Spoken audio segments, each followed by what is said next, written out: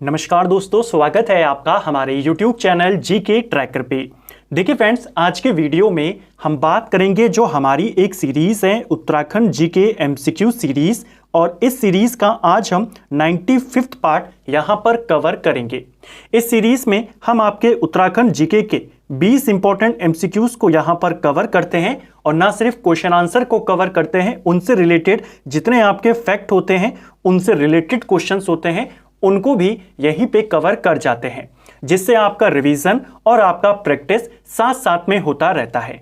अगर आपने इस सीरीज के प्रीवियस पार्ट्स को नहीं देखा है, आप उनको प्लेलिस्ट में जाके देख सकते हैं। लिंक आपको डिस्क्रिप्शन में भी मिल जाएगा प्लेलिस्ट का, और कमेंट सेक्शन में भी मिल जाएगा।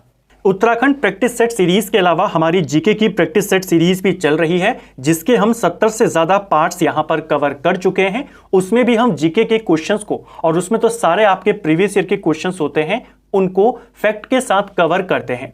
इसके अलावा हमारी डिटेल क्लासेस भी हमारी चल रही हैं। जैसा आप जानते हैं, भारत का राष्ट्रीय आंदोलन उसे पूरा हम खत्म कर चुके हैं, और अभी ज्योग्राफी और संविधान की सीरीज चल रही है।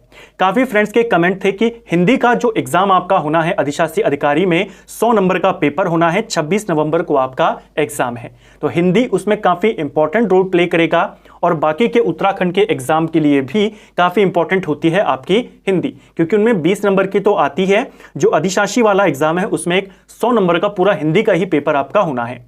बहुत जल्द आपके सितंबर के एंड में या अक्टूबर की शुरुआत में हिंदी की भी हम डिटेल क्लासेस यहां पर शुरू करने जा रहे हैं, जिससे आपकी हिंदी भी एक बार और ज्यादा मजबूत तरीके से आप कवर कर पाएं। तो उसे भी बहुत जल्द यहां पर शुरू किया जाएगा। तो चलिए दोस्तों, आज की क्लास को शुरू करते हैं। आज का हमारा पहला क्वेश्चन है, हरिद्वार जिले का गठन कब हुआ था? देखिए, हरिद्वार का जिले के रूप में गठन होता है 1988 में। आपको डेट सहित पता होना चाहिए। 28 दिसंबर 1988 में हरिद्वार का जिले के रूप में गठन हुआ था, यानी जो हरिद्वार जनपद है कब बना? 1988 में। जब 9 नवंबर 2000 को उत्तराखंड अस्तित्व में आया, तो उत्तराखंड में हरिद्वार को शामिल कर दिया गया, गढ़वाल मंडल में इसको शामिल कर दिया गया। इससे पहले यह सहारनपुर मंडल में था, जब यूपी का पार्ट था। जब उत्तराखंड अलग हुआ तो इसे सहारनपुर मंडल से निकालकर गढ़वाल मंडल में डाल दिया।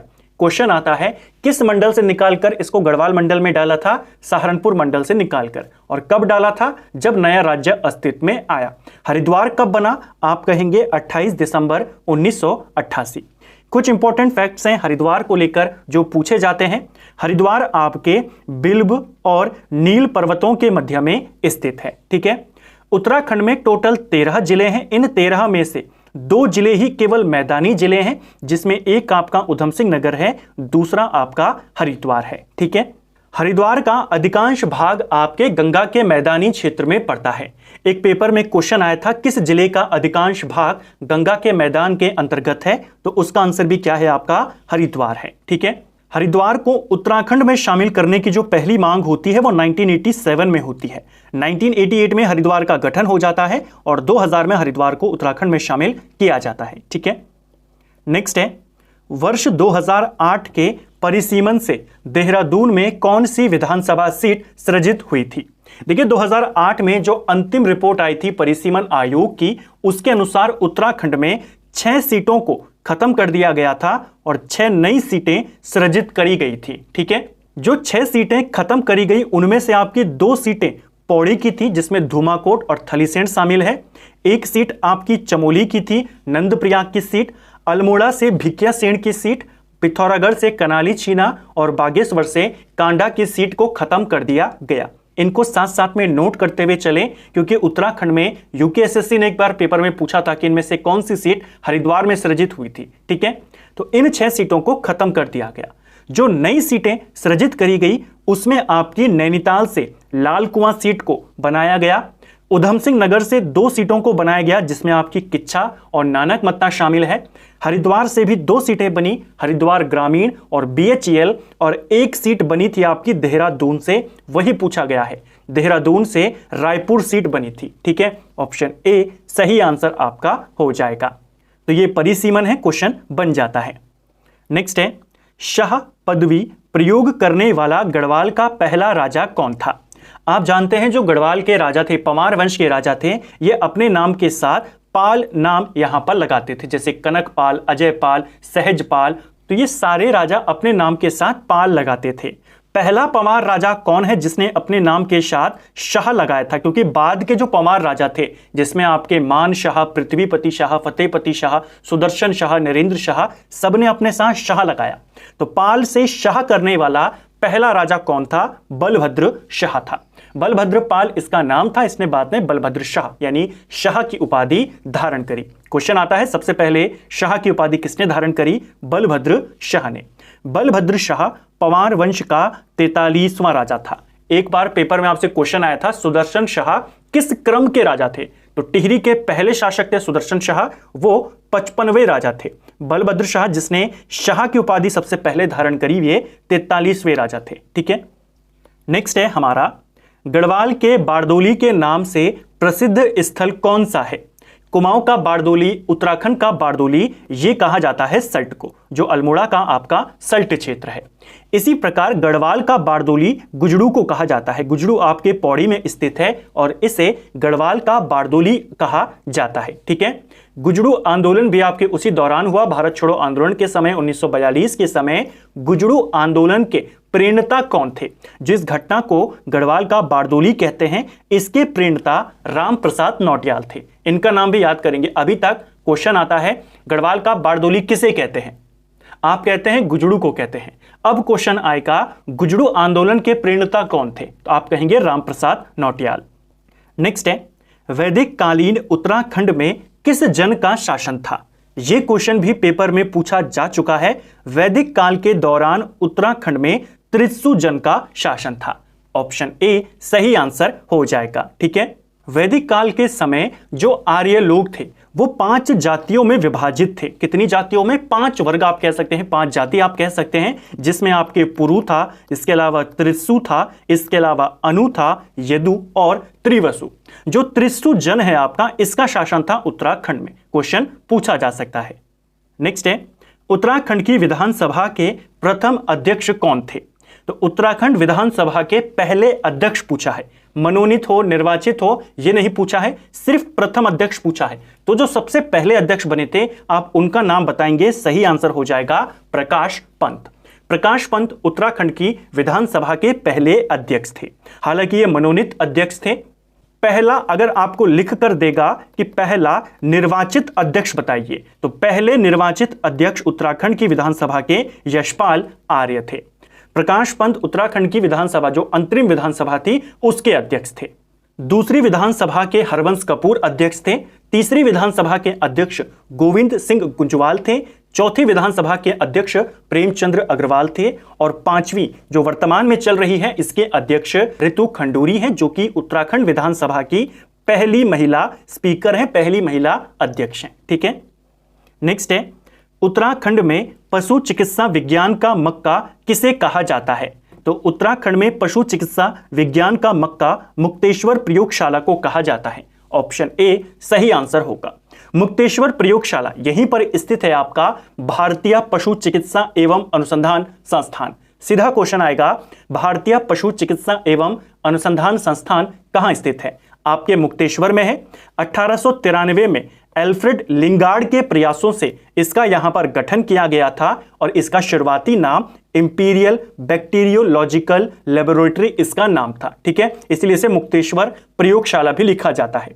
बाद में 1925 में इसका नाम imperial institute of veterinary research हुआ और आजादी के बाद इसे वर्तमान नाम भारतीय पशु चिकित्सा एवं अनुसंधान संस्थान नाम मिला। ठीक है, इसे भारत में पशु चिकित्सा का विज्ञान का मक्का कहा जाता है। नेक्स्ट है, कुमाऊं में कृष्ण जन्माष्टमी के अवसर पर गाए जाने वाले गीतों को क्या कहा जाता है? तो कुमाऊं क्षेत्र में जन्माष्टमी के अवसर पर ठुलखेल गीत गाए जाते हैं। एक क्वेश्चन यह भी बन सकता है, ठुलखेल गीत किस अवसर पर गाए जाते हैं? कृष्ण जन्माष्टमी के अवसर पे। ठीक है, बैर गीत की बात करें, यह भी कुमाऊं का एक फेमस गीत है, कुमाऊं का तर्क प्रधान गीत है। ठीक है, पट्ट गीत की बात करें तो यह एक आपका उपदेशात्मक गीत है। नेक्स्ट है, किस चंद राजा ने गढ़वाल नरेश फतेहपति शाह को पराजित कर श्रीनगर पर अधिकार कर लिया था? तो गढ़वाल के शासक फतेहपति शाह को पराजित किया और इनकी जो राजधानी थी श्रीनगर, उस पर कब्जा कर लिया था। किसने ये किया था? जगत चंद ने। ऑप्शन बी सही आंसर हो जाएगा। जगत चंद की बात करें, कुमाऊं के ये राजा थे, चंद वंश के शासक थे 1708 से लेकर 1720 तक। और इस काल को, जो जगत चंद का शासन काल है, इसे चंद वंश का स्वर्ण काल कहा जाता है। कुमाऊं के अंदर क्वेश्चन आता है कि कुमाऊं का स्वर्ण काल किस चंद राजा के काल को कहते हैं, तो आप जगत चंद का नाम लेंगे।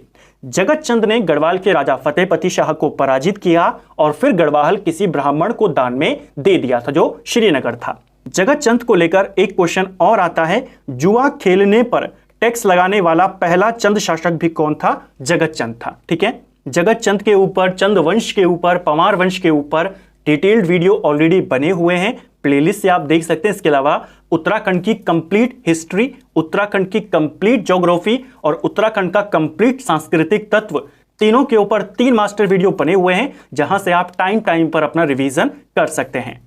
नेक्स्ट है, अल्मोड़ा का प्रसिद्ध सोमनाथ मेला किस नदी के तट पर लगता है? पहला क्वेश्चन तो यही हो गया, सोमनाथ मेला कहां लगता है? ये आपके अल्मोड़ा में लगता है। अल्मोड़ा का काफी फेमस मेला है। अल्मोड़ा के मासी क्षेत्र में इस मेले का आयोजन होता है और यह मेला पशु क्रय विक्रय के लिए फेमस है। अब क्वेश्चन आ सकता है, बताइए पशुओं के क्रय विक्रय के लिए कौन सा मेला है? तो आप कहेंगे सोमनाथ मेला। कहां लगता है? अल्मोड़ा में लगता है, मासी क्षेत्र में लगता है। कौन सी नदी के तट पर लगता है? यह मेला पश्चिमी रामगंगा के तट पर लगता है। ऑप्शन ए सही उत्तर हो जाएगा। चंद काल में राज सेवकों के लिए कौन सा कर लिया जाता था? तो चंद शासन काल में चंदों की टैक्स व्यवस्था को भी हमने ऑलरेडी कवर किया है। चंद शासन काल में जो राज सेवक होते थे, उनके लिए जनता से टैक्स लिया जाता था, जिसे श्यूक कर कहा जाता था। तो श्यूक कर किसके लिए लिया जाता था? जो राज सेवक होते थे उनके लिए लिया जाता था। ठीक है, जो साहू कर है, यह कर लेखकों के लिए लिया जाता था। ठीक है, इस कर को साउली कर भी लिखा गया है। क्वेश्चन आएगा, साउली कर या साहू कर किसके लिए होता था? लेखक के लिए लिया जाता था। टांड कर की बात करें तो जो बुनकर होते थे उनसे यह टैक्स लिया जाता था। स्यूक कर राज सेवकों के लिए लिया जाता था। मिजाहारी कर कामगारों से लिया जाता था। ठीक है, नेक्स्ट है, ललित शाह ने किस युद्ध में मोहन चंद को पराजित किया था?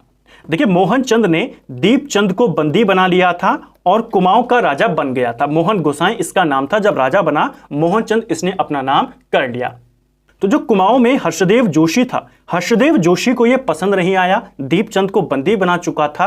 हर्षदेव जोशी ने मदद मांगी ललित शाह से, जो उस समय पंवार वंश के राजा थे, और इनको आमंत्रित किया कि आप आइए, मोहन चंद को पराजित कीजिए और अपने बेटे को यहाँ का शासक बनाइए। ललित शाह को ऑफर मिला तो ये चले गए मोहन चंद को पराजित करने। 1779 में दोनों के बीच एक युद्ध हुआ, जिसे बगवाली पोखर का युद्ध कहा जाता है। इस युद्ध में ललित शाह ने मोहन चंद को पराजित कर दिया। मोहन चंद यहां से भाग खड़ा हुआ। ललित शाह ने अपने छोटे बेटे प्रद्युमन शाह को दीपचंद का दत्तक पुत्र बनाकर कुमाऊं की गद्दी पर प्रद्युमन शाह के नाम से बैठा दिया। तो क्वेश्चन आता है, गढ़वाल और कुमाऊं दोनों जगह शासन करने वाला एकमात्र राजा कौन है? वो है प्रद्युमन शाह। ठीक है, जो प्रद्युमन चंद के नाम से यहां पर कुमाऊं में 6 साल शासन करेंगे, 1780 से लेकर 1786 तक, और उसके बाद 1786 से 1803 तक गढ़वाल में प्रद्युमन शाह के नाम से शासन करेंगे। इस चीज को आपने ध्यान रखना है। तो किसके पुत्र थे? ललित शाह के। और किसका दत्तक पुत्र बनाया गया था इनको? दीपचंद का। ठीक है, दत्तक पुत्र यानी गोद लिया हुआ पुत्र। गढ़वाल के वनों को 2 भाग, उत्तर गढ़वाल और दक्षिण गढ़वाल में कब बांटा गया था?